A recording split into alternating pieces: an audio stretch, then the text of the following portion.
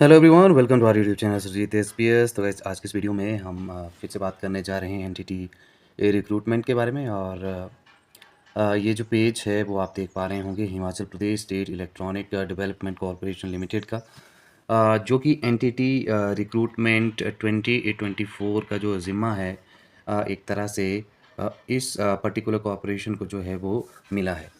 लेकिन जैसे ही हम यहाँ पे चेक कर रहे हैं तो कोई भी जो एक्टिविटी है एनटीटी रिक्रूटमेंट को लेके, वो अभी तक इसमें जो है वो नहीं दिख रही है। ठीक है, तो अब ये माने कि जो रिक्वेजिशन है शिक्षा विभाग की तरफ से, क्या वो अभी तक जो है वो कॉरपोरेशन को नहीं भेजी है या फिर क्या मामला है, अभी तक इसका पता हमें जो है वो नहीं चल पाया है।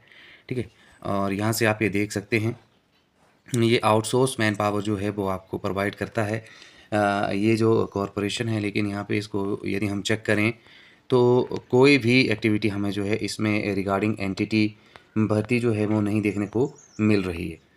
तो ऐसे में अभी इम्पॉर्टेंट यहाँ से ये हो जाता है, टेंडर में जाके भी चेक कर लेते हैं। तो टेंडर में जाके भी हमें जो है वो कोई इसमें टेंडर लेटेस्ट देखने को नहीं मिल रहा है। जो लेटेस्ट टेंडर इसमें हमें दिख रहा है वो जो है वो एलईडी एंड एलसीडी का जो एक टेंडर है वो दिख रहा है। बाकी इसमें कोई भी हमें जो है वो एंटिटी के रिगार्डिंग कुछ भी एक्टिविटी जो है नज़र नहीं आ रही है। ठीक है, आपने ये ध्यान में रखना है कि एंटिटी भर्ती की बात करें तो एंटिटी भर्ती करवाने का या जो भी एक तरह से रिस्पॉन्सिबिलिटी है वो एजुकेशन डिपार्टमेंट ने जो है वो हिमाचल प्रदेश इलेक्ट्रॉनिक कॉरपोरेशन जो डेवलपमेंट है उसको दे के रखी है। लेकिन यहाँ पे अभी कोई एक्टिविटी नज़र नहीं आ रही है। तो इसका मतलब ये हुआ कि शायद अभी जो रिक्वेजिशन है वो नहीं भेजा गया है, और इसी के कारण आप ये देखते हैं कि हिमाचल प्रदेश में अभी तक एनटीटी रिक्रूटमेंट जो है वो यहाँ से स्टार्ट नहीं हो पाई है। अब इसका रीज़न क्या हो सकता है कि एक तो ये रीज़न मेरे ख्याल में हो सकता है कि एजुकेशन मिनिस्टर अभी जो हैं वो हिमाचल प्रदेश में नहीं है। ठीक है, अब वो कब तक जो है वो पहुँचते हैं वो देखना पड़ेगा। और दूसरा रीज़न शायद इसमें ये हो सकता है कि इसमें जो आंगनवाड़ी वर्कर्स हैं, ठीक है, उन्होंने भी सरकार को चेताया है। तो शायद उनको भी जो उनका जो कोटा है वो एक्सपेंड करने के बारे में सरकार शायद विचार कर रही है। और दूसरा ये है कि एनटीटी के जो एस्पिरेंट्स हैं 1 साल वाले, उन्होंने भी जो है वो एक तरह से गुहार लगाई है सरकार से कि उनका जो डिप्लोमा है वो 1 साल का जो है वो एक्सेप्ट किया जाए। ठीक है, ये भी रीज़न हो सकता है।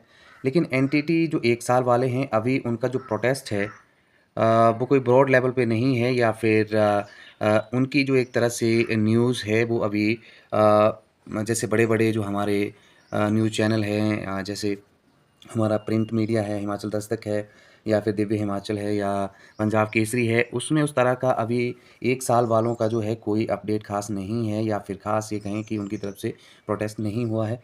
तो उस लेवल पे, जिस लेवल पे 1 साल वालों को जो था अपना ये इश्यू जो था रेज़ करना चाहिए था, उस लेवल पे अभी इसको रेज़ आउट नहीं हुआ किया गया है।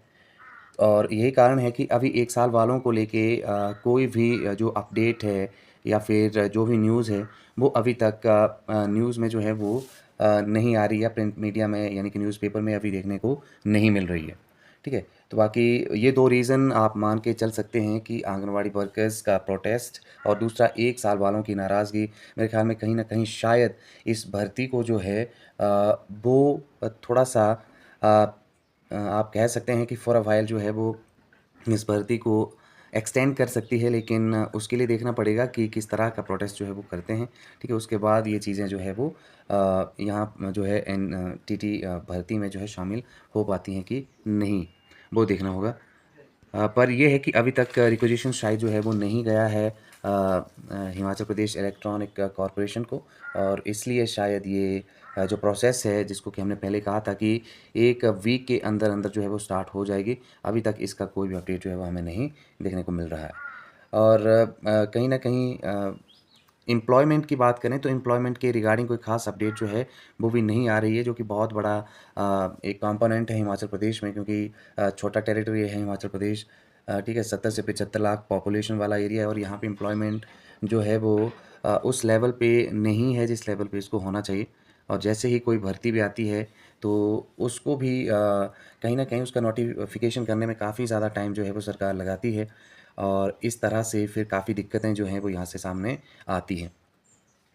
फिलहाल एनटीटी में जो 1 साल वाला मसला है, थोड़ा-सा उस पे बात कर लेते हैं कि क्या होना चाहिए। देखिए एनटीटी में या 2011 से पहले की बात करें तो ऐसी बहुत महिलाएँ हैं जो कि ऐज को लेके काफ़ी ज़्यादा कंसर्न्ड हैं, क्योंकि मोर लाइकली जो ऐज होगी आपकी वो 18 से 45 इयर्स तक होगी। लेकिन कई महिलाएँ ऐसी हैं क्योंकि भर्ती काफ़ी टाइम से नहीं हो पाई है तो वो ओवर एज जो है वो हो गई है। फिर वो भी जो है वो ऐज रिलैक्सेशन के लिए यहाँ से जो है वो रिक्वेस्ट कर रही हैं और इनकी ये रिक्वेस्ट जो है क्या ये एक्सेप्ट की जाएगी सरकार के द्वारा, ठीक है? तो वो देखना होगा। अगर इसमें बढ़ोतरी हो भी जाएगी तो 1 या 2 साल आप मान के चलिए कि ये 48 तक हो सकती है, ठीक है? इसके अलावा इससे ज़्यादा आपको जो एक्सटेंशन है ऐज में नहीं हो सकता है, 48 भी काफ़ी ज़्यादा है।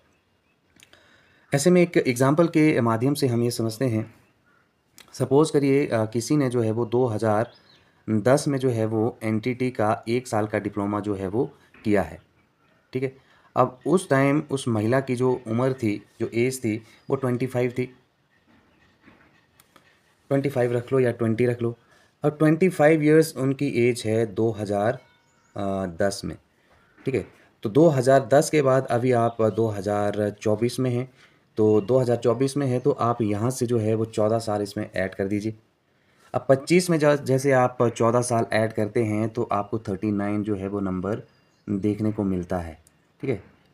ये 25 के हिसाब से मैं बात कर रहा हूँ, लेकिन जिस महिला ने 20 साल की उम्र में कर लिया होगा वो तो फिर भर्ती से एक तरह से रिक्रूटमेंट से बाहर ही हो जाएगा, ठीक है?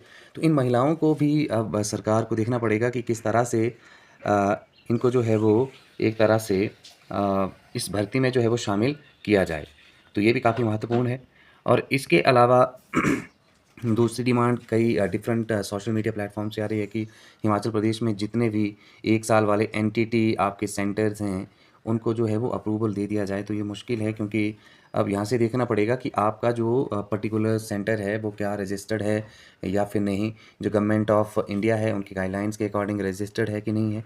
तो ये तो मुश्किल लगता है कि सभी को आप जो है वो जितने भी सेंटर्स हैं उनको जो है वो शामिल किया जाए, इन भर्ती में उनके डिप्लोमास को शामिल किया जाए। बाकी अगर ऐसा होता है तो फिर 1 साल वालों के लिए बहुत बढ़िया रहेगा। तो कुल मिला के यही है कि अभी इसको लेके कोई ख़ास अपडेट नहीं है एनटीटी रिक्रूटमेंट को लेके और यहाँ पे अब ये काफ़ी महत्वपूर्ण हो जाता है कि कब तक ये जो प्रोसेस है वो कितना लंबा चलता है और इसका नोटिफ़िकेशन या फिर आप कहें कि फॉर्म कब निकलते हैं, वो काफ़ी महत्वपूर्ण होगा यहाँ से देखने के लिए। बाकी कल तो छुट्टी थी, हॉलिडे था, आज देखते हैं कि इस पे कोई अपडेट आता है कि नहीं आता है। ठीक है, जैसे कोई अपडेट आएगा तो आपको बता दिया जाएगा।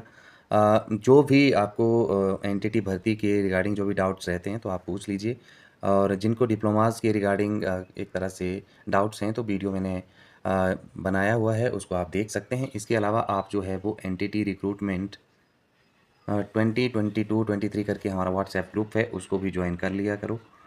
क्योंकि वहाँ पे भी आपको जो है अपडेट मिलते रहते हैं और उसका लिंक आपको जो है वो डिस्क्रिप्शन में मिल जाएगा, ठीक है? इसके अलावा अ, एक तरह से यूनिटी की काफ़ी ज़्यादा ज़रूरत है, तो यूनिटी भी जो है वो आपको शो करनी चाहिए और आज देखते हैं कि क्या इसमें कोई अपडेट आता है कि नहीं। बाकी जो भी जितने भी एनटीटी के एस्पिरेंट्स हैं, आप जुड़ जाइए चैनल के साथ और देखते हैं फिर कि एंटिटी रिक्रूटमेंट में क्या नेक्स्ट पॉसिबल स्टेप हमारी तरफ से होगा, उस बारे में भी चर्चा करेंगे। तो फिलहाल वीडियो काफ़ी लंबा हो रहा है तो वीडियो को यहीं एंड करते हैं। Thank you very much, thanks for watching.